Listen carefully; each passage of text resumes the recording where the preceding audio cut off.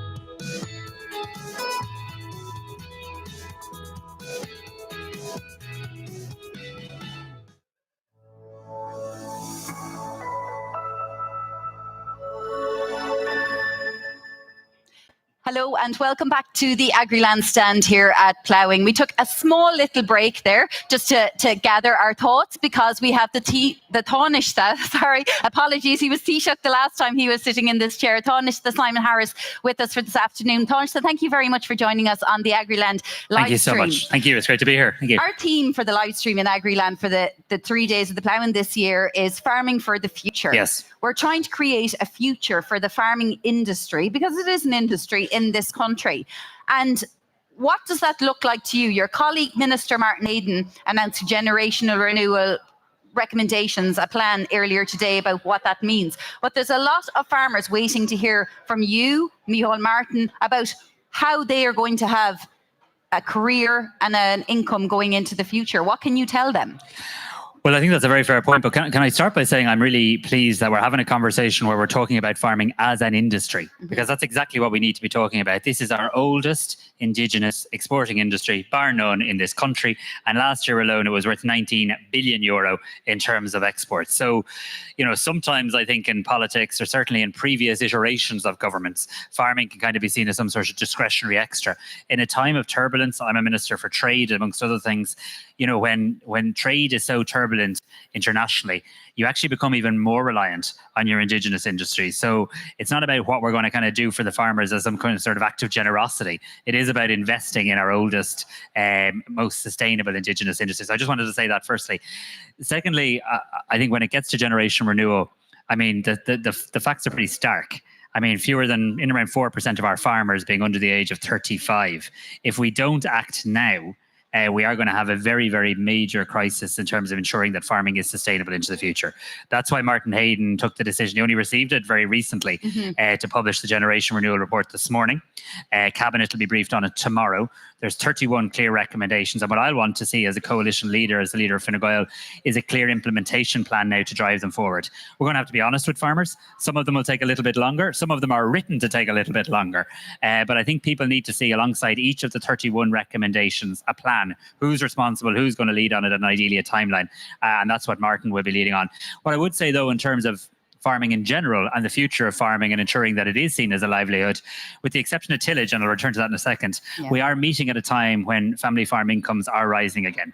And if we can get a couple of the big calls right, a lot of which is going to require a huge amount of work at a European level, CAP, Mercosur, nitrates. If we can get these big building blocks right, I believe we can get Irish farming to a really sustainable and exciting future. Some of the younger farmers that we were chatting to today as part of that seeing what the future looked like felt that the nitrates indecision so far has really impacted on their way of farming, but not just that, on their way of life. They couldn't, for example, get a mortgage because the bank, there's no stability in their income and they have no certainty around nitrates derogation. So the bank didn't look favourably on their application for a mortgage. So that's just rural life issues as well. And in terms of what might come out of the nitrates derogation. I mean, I know that you're in close contact the whole time with your colleagues in the EU, but some are saying, well, why should Ireland get special favour? I mean, I'm sure there's some countries who've lost the derogation have gone, hang on a second, why do you get a special dispensation? So what is the likelihood of us retaining it? No, it's a very fair question, and it's a very honest observation you make, because that's exactly what other countries say. But I would make the point that lots of different countries have different specific needs, and it's very important in a union of 27 to try and understand the perspectives of other countries. And for our agricultural sector, for our dairy industry, the nitrates derogation, it's really a national economic asset in many ways. It's reflective of how we farm in this country. Now, we have to, there's a political element, and in many ways we'll do that, right? We have a job to do in terms of working with the Commission, working with President von der Leyen, working with others. There's a science bit as well, and the two have to move together. And I think what Martin Hayden has tried to do, supported by all the government, is put in a plan to the Commission that is trying to provide farmers with that degree of certainty. What we don't want is some sort of short-term reprieve. Of course, that's better than nothing. But what we actually want is to be able to say to farmers within a matter of months, here is the medium-term plan, actually, and provide people with that degree of certainty in terms of what derogation looks like, not just for today, not just for tomorrow, not just for another year, but right out for several more years. I think that will be transformational. What do I think the chances are? I think it's going to be a really, really big battle. I think we're all going to have to work together. I think we are working together. I mean, when I was here last year, I think one of the things you would have been asking me about was a cabinet committee on nitrates. We did that.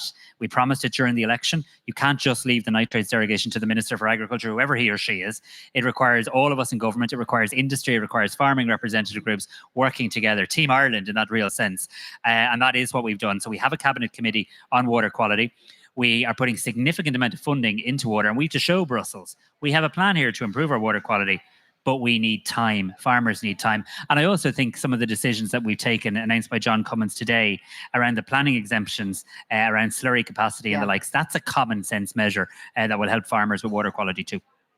And in terms then of, the year that has passed since I last spoke to you in our stand at Plowing last year when you were at Taoiseach, and what have you delivered for farmers, either, your party or indeed as a government over the last 12 months? Because while some sectors, have fared okay-ish over the last year, and we'll be honest about that, other sectors are still finding it incredibly challenging and are still feeling that they are being forgotten. So I think the main thing we've delivered, being very honest, is a reset in our relationship with farmers. When I was here last year, you will have heard me talk about, the finger wagging that was happening in government buildings. And I'm not going to be personal here in any way, shape or form, but there was this attitude of talking down to farmers as though farmers are responsible for the climate emergency. There is a climate emergency, that's true. but we also need to continue to produce food. And what we tried to have is really a reset. And I hope I showed that when I became Taoiseach, when I became leader of my party, this wanting to work together with farmers representatives, with rural Ireland to pave a way forward. So I hope the basic respect in the relationship is back, and I think it is. I think we've managed to see extension in relation to tax relief. We've managed to see farm incomes actually rise statistically, factually have risen. The tillage sector is in crisis. Tillage sector is in crisis. If we didn't know that, and we do know it, we only had to look at the more than 1,100 people who turned up in the meeting the other night, where they left us in no doubt that they need us to make progress on our commitments in terms of funding for the tillage sector, and I intend to do that in the budget. Well, the tillage sector is part of what will be the government's sustainability goals. Correct. I mean, it's a sustainable sector. Absolutely. And we want to increase the acreage or hectarage, whichever you want to call it, by 2030. And then we have bigger goals by 2050. So it almost seems like, a misnomer to not already support that. I think that's right. I mean, the tillage sector, tillage is mentioned in the climate action plan. So there's lots of areas where there's tension, hopefully healthy tension, between climate and agriculture. There's actually an area where we can really come together, and tillage is that area. But there have been a number, and we all know why, but there have been a number of particular, often international factors that have really, really hit that sector. We've tried to provide some degree of support. We saw payments of, I think, 32 million or thereabouts this February. We need to do more. Martin heard that message very clearly. Martin knows that very clearly. And we're working with Martin to see if we can have proposals for the budget, which is only in 3 weeks' time or thereabouts.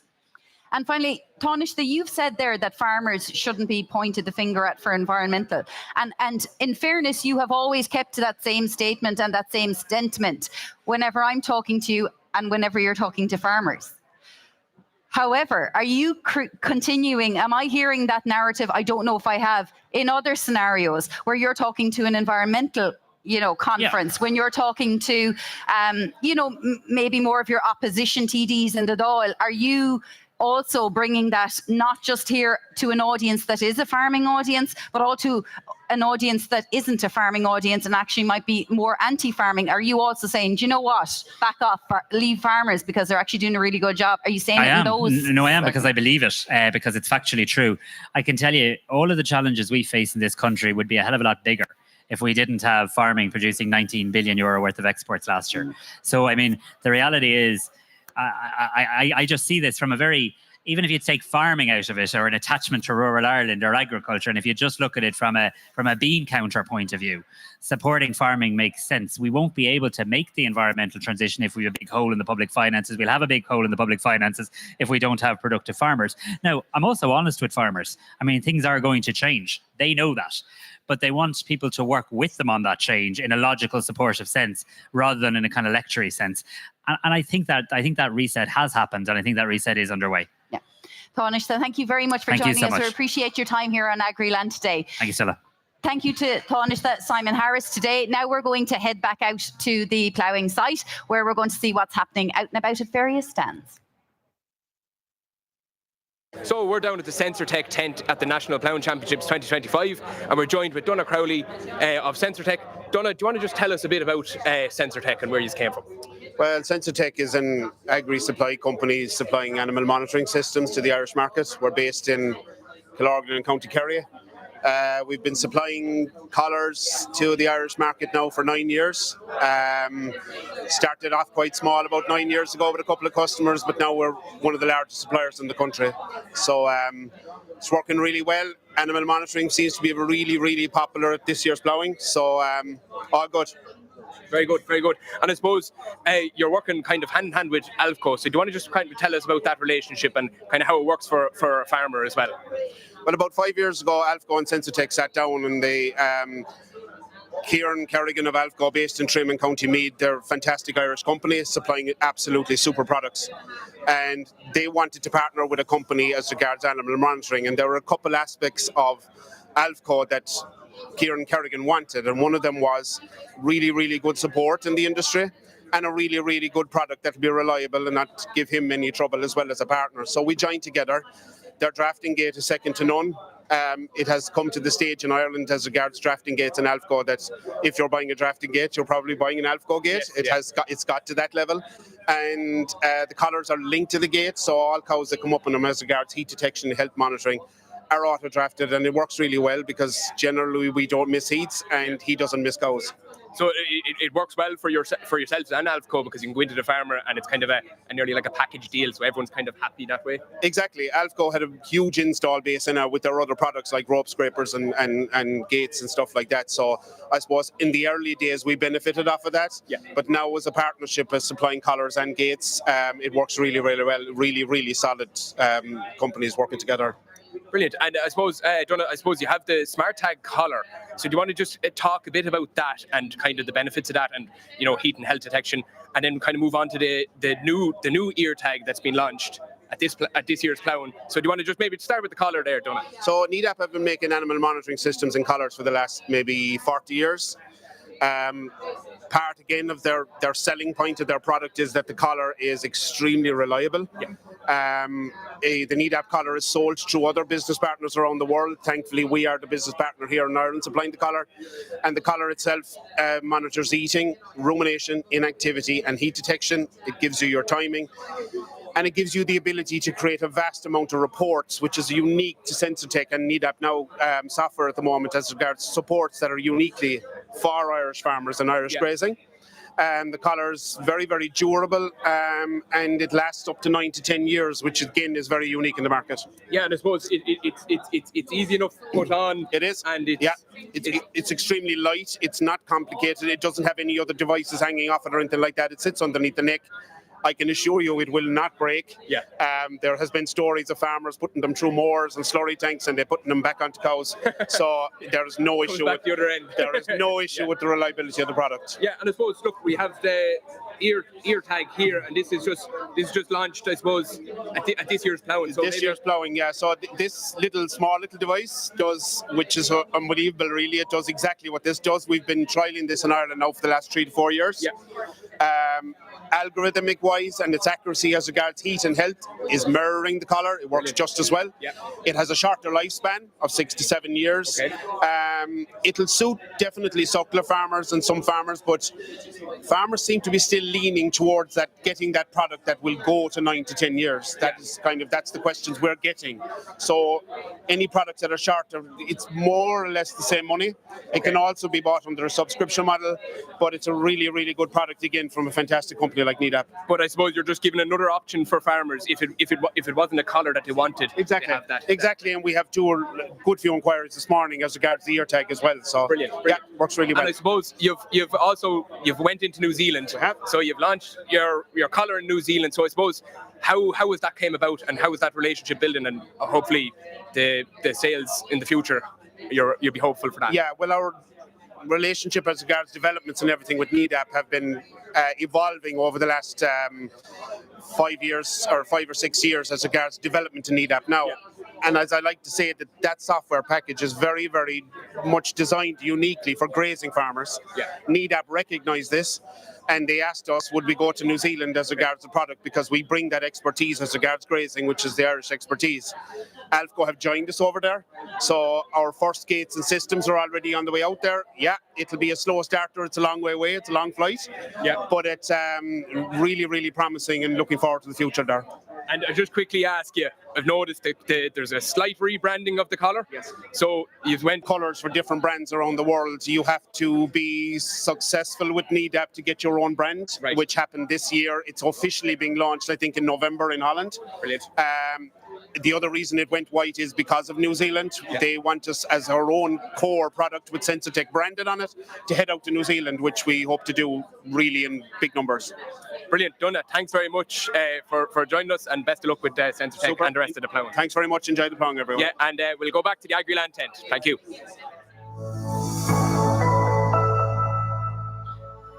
Hello and welcome to this special edition of the Beef Brief podcast.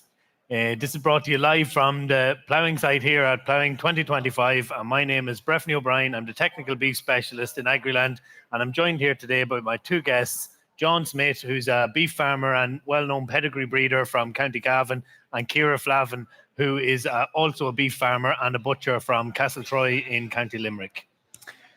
So, John, I suppose we'll start off with yourself. I suppose, can you just even tell us a little bit about your farming system at home and what you're involved in, and I suppose what you guys do? Yeah, so At the moment, I suppose I'm finished college. I'm at the moment in a postgrad there in Teagasc and Grange on a Teagasc funded project with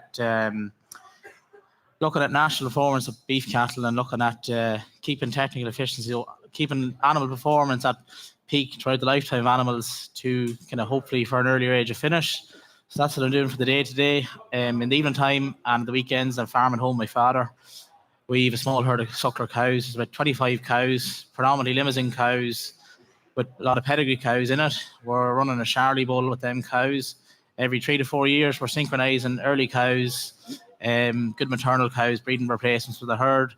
We're hitting with our bulls there for the export market every February, and then we sell our heifers at stores there around late April, heading for grass. So look, it's a fairly simple system. Self and Daddy worked off farm. He's retired now and he's at home full time. So look, he's a great relief. Then with the pedigrees as well. Then probably would have done a lot more showing of my own cattle at home before COVID. COVID came, went to college, start there, but heavily involved with the pedigree industry in terms of breaking cattle, getting cattle ready, and turning out cattle and showing cattle for people across the country. And I suppose that's brought you, like you say, it's brought you around the country and even across the world. And we might talk about that maybe later, John. But Ciara, can you tell us a little bit about, I suppose, your background in beef farming, and as well, obviously, you're working in the butcher trade, and tell us a little bit about that too. Yeah, so Dad set up the business back in 1996, which consists of a butcher shop and our beef farm in Limerick. So I suppose our unique selling point would be that we fatten all our own beef and our own cattle for our shop. So it's a farm to fork that we provide for our consumers around the locality. So it's all heifers that we finish on our farm, and we keep kind of a mix of breeds there as well. Like just have the options there for customers. Like a lot of people like something a bit more fatter, other people like leaner. So just keep a broad range of breeds in the farm as well. Like so. And I suppose we'll start off maybe, Ciara, with your farming system. So do you buy in, I suppose, is it calves or is it store heifers, or we buy in a mix, like so. We kind of have calf to beef there, all right, and we buy in the stores as well. So something coming all the time, basically. Like we kill 7 to 8 cattle every week for our shop, like so. It's busy enough operation. But we buy from local marts and farmers around the locality, like so. They're all fed on silage and meal and nuts diet then, predominantly then, just to push them on for the last kind of 4 or 5 months of their life, just to finish them off. And Ciara, obviously you're involved in the family butcher business as well, and I think some of your family are too, and they're here today as well, are they? They are, yeah. My sister's there as well in the crowd. So yeah, sure, my dad's working there, my mother and my sister, and I have an aunt in the shop as well. So it's all family orientated. So I suppose you're lucky in the sense, Ciara, that you can see exactly what you need in the shop, what's in demand in the shop, and maybe what's not so much in demand in the shop. So tell us maybe what your ideal carcass specification for beef animals would be coming into the butcher shop. Yeah, well, we ourselves like to see the Continentals, all right. Like they're more leaner carcass and higher meat yield out of them. But like whereas you get the Herefords and the Anguses, they tend to be that bit more higher fat content out of them. So you'll be trimming away a lot of the fat off the carcasses a lot of the time for certain customers that come in. They mightn't like a fatty steak, some might like a leaner steak. But it's important though to have the options there for them and keep a variety there as well, And I suppose, Ciara, at an industry level, we often hear maybe factories and processors saying that they don't want carcasses over, we say, maybe 400, 420 kilos. Is that an issue in butcher shops as well, or is it not so much? It is, yeah. We'd like to keep our carcasses quite light. Like they kill out, like the heifers, they're quite handy in size. They'd be keeping around 260 kilos or so, finishing them off. And you don't want them to go into big heavy weights.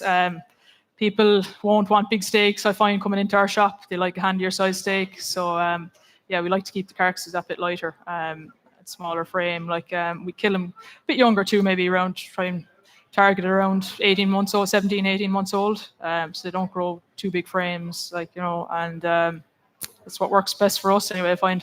Yeah, and John, I suppose you have both traditional breeds and we say native breeds, your Angus and your Herefords as well, but you also have continental breeds. Why do you go for the mix of both, or and why do you choose maybe one or over the other? Yeah, look, I suppose for our system, definitely we're selling live, we're hitting that wheeling market. a big emphasis for us when we're selling and breeding weanings is colour. We're hitting that yellow golden Charlie wean, and and it's mad to say, like, if you're the same kind of weaning and he's mousy coloured grey, you're probably going to be 150, 200 euro behind your good yellow Charlie. I suppose for us with the Continentals, the focus for me maybe when I'm driving on things at home is to probably go under 16-month bull week for our bulls. So for me, I need to have bulls hitting the grade, meeting market spec for that under 16-month job. And look, at bulls are an efficient animal when you're feeding high levels of feed to get away at that age for our system. Look, at the Limousin breed as a fun place. Daddy loves the Limousin cows. He started breeding the pedigrees at home, and for him, there's probably no better suckler cow than a Limousin type cow at home, and that's kind of why they're probably more preferred in our system. Don't get me wrong, traditional breeds do have a great place. With, I suppose, age of slaughter being a big issue there. We want early maturing cattle that are going to, I suppose, maybe in other systems that probably aren't feeding as much concentrate. They want to utilise grass, so they're using those traditional breeds. The dairy heifer market there is a big one for pedigree breeders off those traditional breeds. They're hitting young bulls there to sell into dairy herds, to breed calves, then to go to dairy calf to beef rearers. And a big market for them is selling in-spec beef to the producer groups. So there is a high demand for the traditional breeds, definitely, in the beef industry. And of course, John, you have a good interest in all aspects of, we say, pedigree breeding and showing pedigree animals. But we often hear this debate in different cattle breed societies about, what direction a breed type should go, what traits should be chased. What's your opinion there with regards cattle breeds? I suppose no matter what breed you're in, the biggest thing is to make a living. The cattle have to make you money. To look after the commercial market is probably the most important thing as well. We can go down a direction in some breeds breeding too terminal, then you get into calving trouble. People will shift other breeds that are easier calving. You go too maternal, then you lose your beef traits. Then people will shift to breeds that are going to be, I suppose, more confirmation of beef traits. I suppose pedigree cattle breeding, I was always told from all the older stock when it's about balance. He says, if you're driving the car on the road, he says, kind of stay near that white line. Don't go too far one direction, you'll end up going off the road. So if you can stay around that white line in the middle and breed a balanced animal that's going to do the job maternally and terminally, I don't think you can go too wrong. Yeah. Look at the show ring. It's its own image, I suppose. The show ring is a great advertisement and it's a great shop window for the breed. But at the end of the day, it's all about looking after that commercial market that's putting the money in the breeders' pockets. And Ciara, maybe you could tell us a little bit about how you got involved in butchering, or why maybe you seen it as a career choice. Sure. We've been helping Dad out from a very young age, kind of working in part-time weekends from 12, 13 years of age. So we've always been going in and out of the shop, and showed an interest in it from a young age, we'll say. Once I finished school, I wanted to do the Green Cert in agriculture, and I got that done after a year and a half or so. And where did you do your Green Cert, Ciara? Pallaskenry there, yeah. So, it was about a year and a half. And I went on then to do the butchering apprenticeship in Dublin. So that took about 2 years. It was kind of on and off the job training. So you'd go up to Dublin for a week and you might go back and bring down your skills, your knowledge back to the shop, and you'd practice breaking bone and carcasses out. And I was qualified then after the 2 years, and was full-time then. And did you have to serve your time in a different shop as well? No, it was all you could do, practice from your own shop, which was great. You kind of divided time up and down to Dublin. Like you could be going up there for 1 week every month or so, and you'd be doing your online calls as well, and Teams meetings and things like that. So it was good variety, good mix.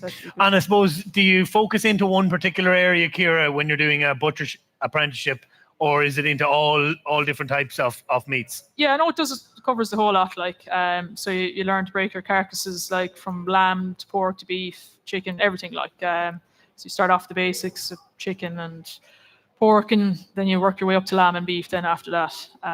It's great to see. Like, it's you don't see too many younger people getting into the trade anymore nowadays. So it's an important initiative now that the ACBI have started up there over the last couple of years, try and encourage more people to get into the butchering trade. Like farming, it's dwindling away. A lot of older people there. Like, you're trying to encourage more younger generation to get involved in it. Like, so it's important to keep it alive. And I suppose, is there many young people doing the butchering apprenticeship that's available there? Yeah, well, it's only run the last few years, but there is a bit of an interest shown now, right now, and they're trying to plug it that bit more now, right, like, which is important. You'd see a lot of people even doing it from supermarkets perspective and other small retailers. So there's a variety of everyone really, whatever background they're working in, they're doing the apprenticeship. So it's good to see. Yeah.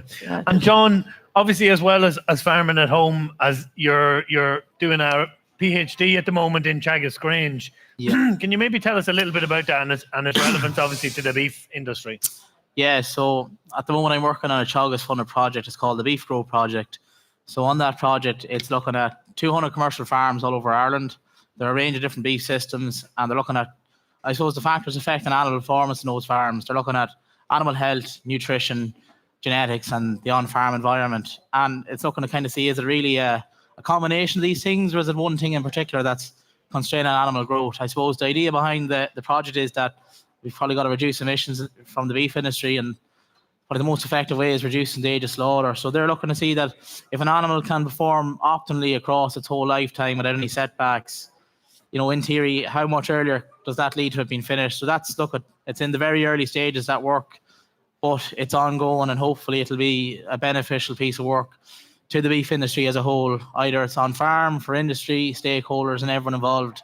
And I suppose, I know it's still early days in the research, John, but do you think, looking at it initially, is it, are animals achieving their full genetic potential in most cases on farms in Irish conditions?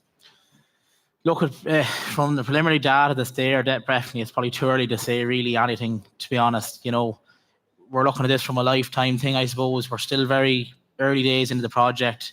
We're following these animals through from weaning to slaughter. So it's really till we get that full picture, we'll have answers, so it's in very early days yet. Yeah. And Ciara, we were just talking earlier before we came on stage, of course, and we were talking about, older type animals versus younger type animals and things like that. Even John mentioned about, in France, there is a preference there among some consumers for, say, older cull cow beef and even cull cow steaks. Obviously in Ireland, it's prime animals, heifers, steers. Why is there a preference for that type of beef in Ireland? Yeah, I think just they're primer cuts all right now. I think the quality is a bit better from a younger animal now, and it does seem to be a bit more tender now. As the animal ages, it can get the meat. It can get a bit more tougher, we'll say. Definitely. Sure, the longer any animal is working their muscles, it's going to get more tougher to meat and the texture and whatnot. So the younger the kill, the more tender the meat's going to be.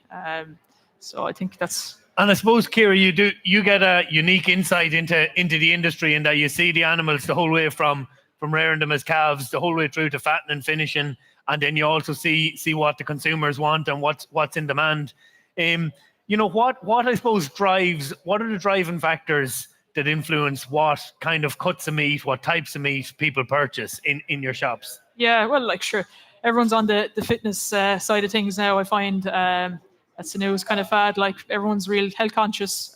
So a lot of people now are going for more kind of higher protein content and lower fat. So that's kind of the demand that's there at the moment anyway. They want something there. People are more health conscious and watching their diets definitely more. I think nowadays, you'd see it there even online. You'd have a lot of social media influencers, just kind of plugging it and whatnot, just to encourage people to shop better and look after their health. And I suppose, where do you think, I suppose young people in particular anyways, and even older people, where do they get their influences from in, what to go into a shop and what to ask for and what to look for? Yeah, I'd say online a lot of the time people are seeing online trends and whatnot. A lot of people are counting calories anyway nowadays, so they will be looking for likes of extra lean mince and whatnot. I find when they're coming in to shop, and turkey would be a good product as well now for something that's low in fat and high in protein.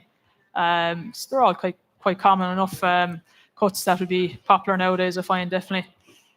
And I suppose, I see we're just running out of time here, Ciara, but I suppose, do you see, looking to the future, I suppose, do you see, beef in particular, do you see it, I suppose, continuing to play a key role in people's diets here in Ireland? Definitely, I think so, yeah. It's always a prime cut in people's diets, beef in Ireland. It always has been and always will be. I find the likes of the more traditional cuts like roast and whatnot might be dying out a bit, but people will always still have a keen interest in buying steaks and mince and other products like that. So beef, yeah, it'll always be a popular one there for consumers in Ireland, I find, definitely.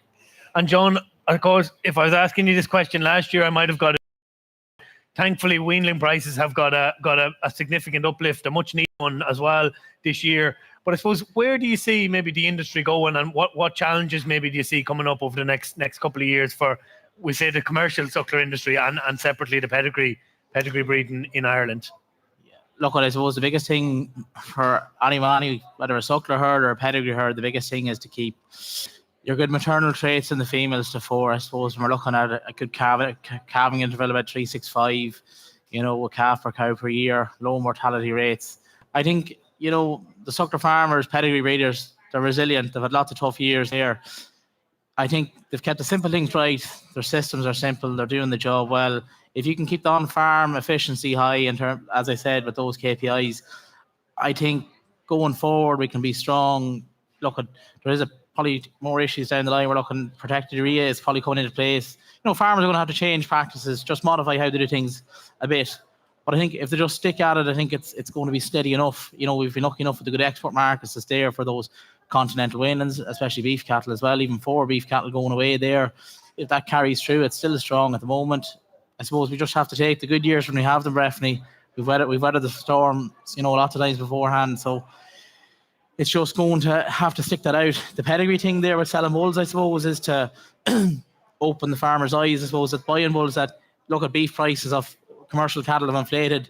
The pedigree bulls are going to have to inflate in line with that as well, because there still is a cost to getting bulls ready for sale.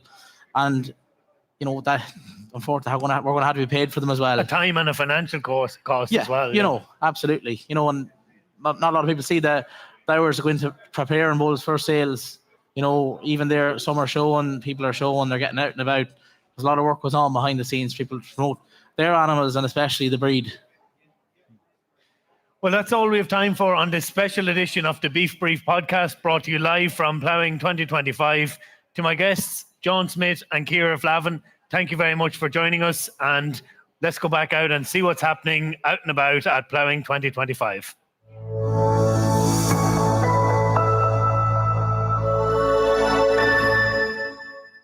Can you tell us your name and where you're from? Toig, I'm from Cork, Ballavourney, Cork. Good man, Tig. And Tig, have you seen anything interesting at the Plowing here so far? The tractors and stuff. And what tractors have you seen? New Hollands and Valtra. New Hollands. What's your favourite type of tractor? New Holland. New Holland. Good man. And what's the plan now for the rest of the day? I'd say we're going home soon now, but we'll be looking around for a long road back to Cork, is it? Yeah. And what, will you stop off somewhere, or have you any big plans for the rest of the day? Supermax. Yeah. Good man. Well, enjoy the rest of your day, Ty. Come on. Yeah, thanks. Right, boys. So tell us your names and where you're from. Luke McKenna from Kilkenny. Joe Hayden from Kilkenny. Sam Harper, Kilkenny. Peter Hannon from Kilkenny. And lads, what's the big plan for today? Getting free stuff. Getting free stuff. What about yourself? Getting free stuff. Yeah, free stuff. And have you seen anything interesting on your way around? Lots of tea and biscuits. Lots of tea and biscuits, and you've been stopping for the biscuits. Oh, all the time. Yeah. And what's the plan for the rest of the day? Oh, well, we're heading an hour, so maybe one more cup of tea. And are you farmers? No, well, he is. I'm not. He's a farmer. What are you farming? Dairy. Dairy. A good year for dairying, isn't it? Yeah. And what do you want to see for the rest of the year now? Milk price to hold? Yeah. And are you going to take over the farm now in a couple of years? Yeah, maybe. Yeah, that's the plan. You all still in school? Yeah, well, and got the day off? Yeah. And so will you stick around now for another few hours and see what the crack is? Yeah, maybe. Who knows? We may be back tomorrow, but probably not. Sadly. You might get another day off school, is it? Hopefully. Yeah. Hopefully. What do you think? I say I probably won't. Listen, lads, enjoy the rest of the Plowing, yeah, and hopefully you're back here tomorrow, right? Yeah. Oh, can you tell us your name and where you're from? My name's Kate and I'm from County Roscommon. Good girl, Kate, and you're here for the Plowing today. Have you seen anything interesting so far? Well, not really, not yet, no. What stands have you got out to? I went to, I went to the Offaly stand and Very good. went to the Midlands tent. Yeah, that was really it. Anything interesting so far? Not really, no. Not really, no. And are you farming at home? Sometimes, yeah. And what kind of farm enterprise is it at home? We have beef farming and we have sheep. Yeah, that's it. And do you give a hand out when you can? Yeah, sometimes, yeah. And are you still in school, yeah? Yeah. And so on your days off or after school, do you try and get out to the farm? Yeah, sometimes. Very good. And what's your plan now for the rest of the day? Are you going to stick around and go around the stands, look at tractors, look at cows, cattle, or what are you thinking? I'm thinking of going to the O'Neill's tent now. Oh yeah. Yeah. Get man spent big on the O'Neill stuff, is it? Yeah. So you could tell us name and where you're from. James Medine, and I'm from Drumlesh, County Longford. Good man, James. And James, you're out here for the whole day of the ploughing, are you? Yeah. How did you manage to get the day off school? Well, just managed. A bit of persuading the mother, was it? Yeah. Is there anything interesting you've seen here today? Yeah, sure. The tractors and what's your favourite tractor? T7. T7, New Holland. That's the job, yeah. You like a blue saw. Yeah. Yeah, good man. And what's the plan now for the rest of the day? Are you going to be looking at cattle or are you going to be looking at cars or something? What are you thinking? Walking around, seeing what's the crack. Yeah? Yeah. And you're farming at home yourself? Yeah. Are you? What type of farming are you into? Dairy and just sheep. Good man. And do you help out around the farm? Yeah. Good man. Are you home from school and you're out on the farm straight away, are you? Yeah. Get the homework done first, though. Yeah. Yeah, good man. And so are you going to stick around now for another few hours? Yeah. You're enjoying the crack? Yeah. Yeah, good man, James. Thanks for coming on. Guys, tell us your names and where you're from. Alvaro, Spain. Lucia, Spain. Blanca, Spain. Adriana, Spain. And what part of Spain are you from? Go into more detail. I'm from Tenerife. Madrid. Madrid. From Santander. Very good. And come here, you're over here for a couple of months, is it? Or a few weeks? For 1 year. 1 year. 1 year, oh, very good. And what made you come to the National Ploughing Championships? The school. The school, yeah. But are you enjoying it? Yeah. And what do you think? What do you think of? What's your opinion on Irish agriculture? It's very yes, very Green grass. yes. Yeah. A lot of green. Yeah. And so you're enjoying your day so far? Yeah. Anything interesting you've seen out there? Lots of green. Lots of green. Rain, a lot of rain. Rain. And you didn't even bring your wellies. Well, you didn't bring wellies, yeah? Wallis, yes. And- family. Very good, very good. So what's the plan for the rest of the day then? What are you going to try and see? What do you want to see? Is it tractors? Is it cattle? Is it cows? We seen the cows. The cows and the shows. Very good. Very Yes. good. And you get any free stuff? Yes. Yeah. Brilliant. That's what it's all about. Look, enjoy the rest of your day, guys. Thanks very much. Thank you. Cheers. Bye. Thank you. Bye.